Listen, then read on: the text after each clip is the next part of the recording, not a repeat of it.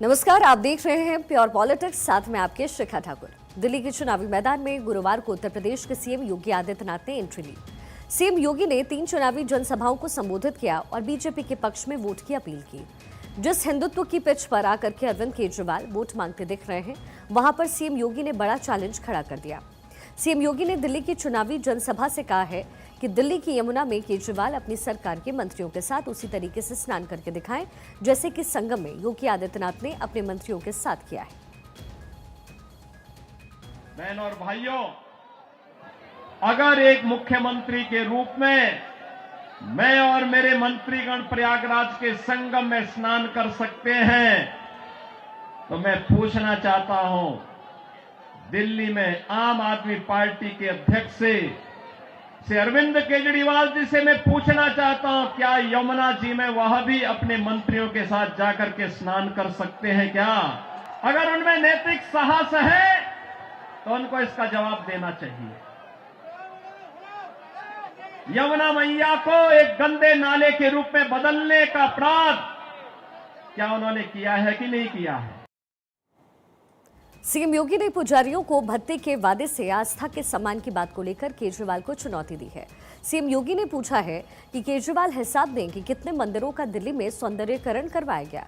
दिल्ली के चुनाव में मतदान से 12 दिन पहले तापमान में तेज उछाल दिखा है, जहां पर हिंदू वोट अपने साथ लाने के लिए तमाम जतन करते हुए केजरीवाल के सामने प्रचार युद्ध में हिंदुत्व की गदा उठा करके खुलकर विरोधियों पर वार करने वाले योगी आदित्यनाथ वहां पहुंचते हैं।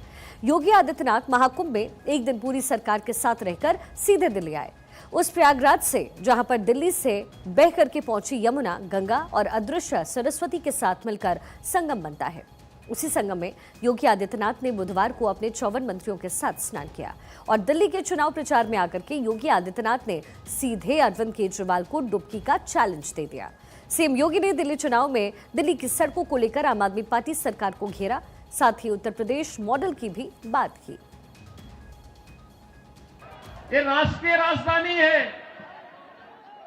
और राष्ट्रीय राजधानी में एनडीएमसी के क्षेत्र को छोड़ दें, शेष दिल्ली में क्या स्थिति है सड़कों की, शेष दिल्ली में क्या स्थिति है सीवर की, शेष दिल्ली में क्या स्थिति है स्वच्छता की और क्या स्थिति है पेयजल की। ये बुनियादी सुविधाएं होती हैं। आज क्या स्थिति है, क्या बना दिया है? सड़क पे गड्ढा है या गड्ढे में सड़क है, कोई पता ही नहीं लग रहा है। मैं जब से चल रहा हूं यही दिल्ली के अंदर देख रहा हूं।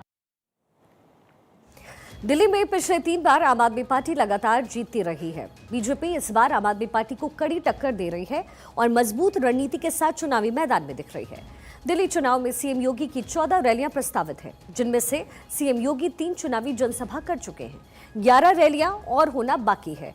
इन रैलियों के जरिए बीजेपी उन इलाकों को जीतना चाहती है जहां आम आदमी पार्टी मजबूत है, क्योंकि सीएम योगी का स्ट्राइक रेट हर एक चुनाव में ही जबरदस्त रहता है। अब ऐसे में योगी जी की एंट्री के साथ ही बीजेपी जीत की गारंटी को सेट कर रही है। योगी आदित्यनाथ की एंट्री के साथ कहीं ना कहीं बीजेपी ये सोच रही है कि अच्छा स्ट्राइक रेट आ सकता है और संभवतः जिन सीटों पर मार्जिन कम रहा है वहां पर बीजेपी को बढ़त मिल सकती है। तो दिल्ली चुनाव के मद्देनजर ये पूरी तैयारियां बीजेपी की तरफ से की गई है। कहा यह भी जा रहा है कि कल जो तीसरा भाग है वो भी घोषणा पत्र का वो बीजेपी जारी करने वाली है। और वहीं मध्य प्रदेश में योगी का असर जरा वो भी आपको दिखाते हैं, क्योंकि आप इसे रिलेट कीजिए दिल्ली चुनाव से। 29 कैंडिडेट्स के लिए योगी आदित्यनाथ ने प्रचार किया। 22 उम्मीदवारों की जीत इनमें से हो गई और 75% स्ट्राइक रेट रहा। राजस्थान का जिक्र कर लें, जहां पर विधानसभा चुनाव हुए तो योगी का, माफ कीजिएगा, लोकसभा चुनाव में तो योगी का असर कुछ ऐसा था कि 15 कैंडिडेट्स के लिए प्रचार किया, 15 उम्मीदवारों की जीत हुई और 100% का स्ट्राइक रेट रहा। छत्तीसगढ़ में योगी का असर कुछ ऐसा रहा कि 4 कैंडिडेट्स के लिए प्रचार किया, 4 कैंडिडेट्स की जीत हुई और 100% स्ट्राइक रेट रहा। तेलंगाना में योगी का असर 2 कैंडिडेट्स के लिए प्रचार और 2 कैंडिडेट्स की जीत हुई, यानी 100% स्ट्राइक रेट योगी आदित्यनाथ का। वही हरियाणा में जब चुनाव हुए, महाराष्ट्र में हुए, झारखंड में हुए, अब इन 3 राज्यों के चुनाव में जब योगी आदित्यनाथ ने प्रचार किया तो नारा चर्चा में आया, बटेंगे तो कटेंगे। मकसद क्या था? मकसद था हिंदू बहुसंख्यक वोट को बीजेपी के पास एकजुट करना। सीएम योगी ने दिल्ली चुनाव में भी इस नारे को दोहराया और इसके साथ ही सीएम योगी अवैध बांग्लादेशी से लेकर के दिल्ली दंगों के उन दाग का मुद्दा भी उठाते हुए नजर आए और इसका नतीजा सामने चुनाव में और चुनाव के परिणाम में भी नजर आया। हमारी पॉलिटिकल एडिटर अदिति नागर इस समय न्यूज रूम से हमारे साथ कनेक्टेड हैं। अदिति, अगर देखें तो ये बड़ा दाव है जो बीजेपी की तरफ से चला गया है, योगी आदित्यनाथ को सामने उतारना, और वो भी उन क्षेत्रों में अदिति जहां पर दिल्ली में दंगे हुए हैं। इसका असर क्या होता हुआ आपको नजर आ रहा है चुनाव में? सबसे पहले तो जो असर हो चुका है अब तक वो समझ लेते हैं। आप स्ट्राइक रेट का जिक्र कर रही हैं, आप देखिए कि कैसे उत्तर प्रदेश के उपचुनाव जहां पर सारा दारमदार उनका था, वहां पर कम से कम 68% से ज्यादा का स्ट्राइक रेट उनका रहा।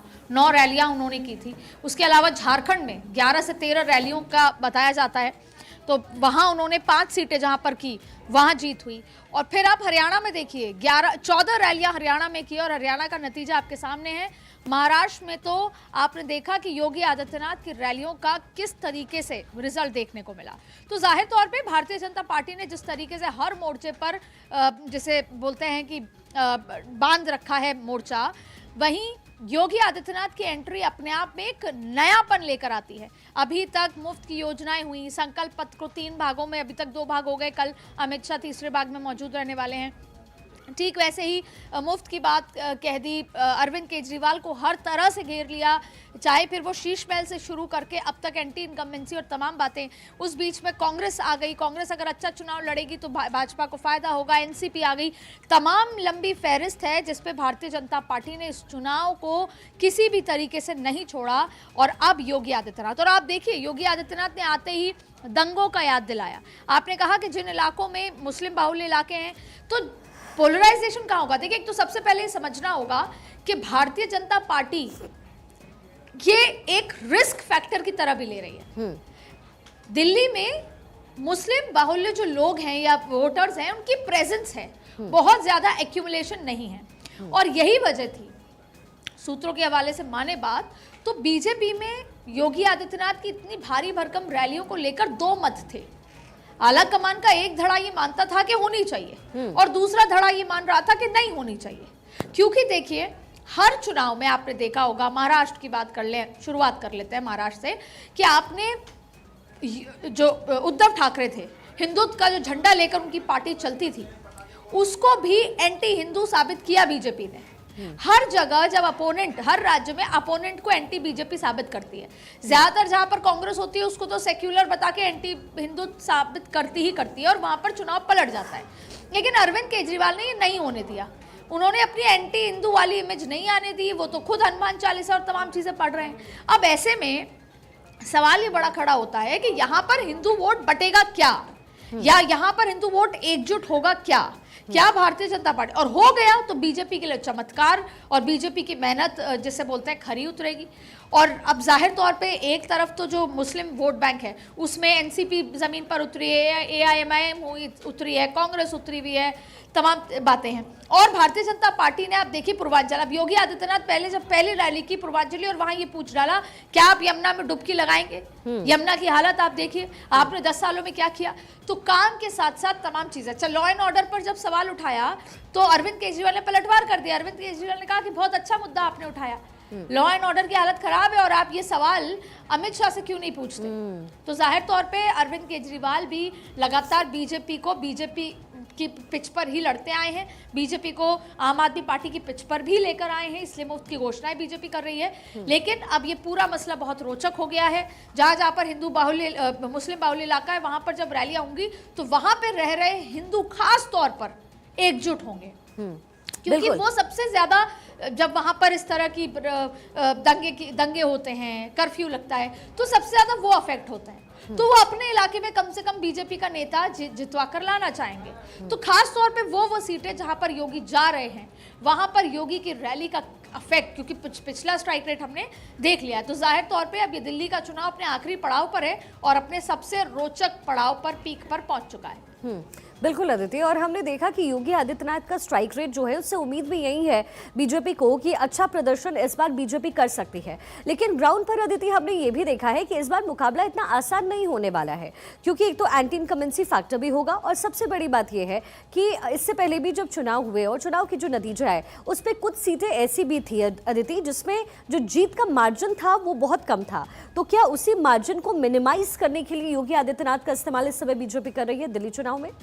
ये तो चुनाव की सबसे पहली रणनीति थी कि जिन सीटों पे मार्जिन कम था वहां पर घर घर जाइए।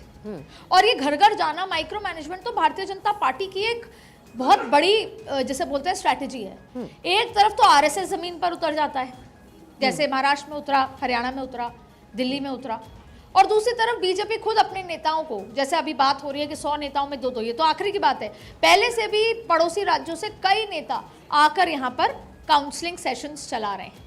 काउंसलिंग इस बात की कि क्या हुआ 10 साल, काउंसलिंग इस बात की क्या आगे 5 साल भी यही चाहते हो, काउंसलिंग इस बात की कि हम आएंगे या हम जहां पर हैं वहां पर हम क्या क्या करते हैं, और डबल इंजन वाला फैक्टर। और आप जमीन पे उतरेंगे तो आपको कई लोगों के मुंह से डबल इंजन की बात होगी। बिल्कुल अदिति, माफ कीजिएगा।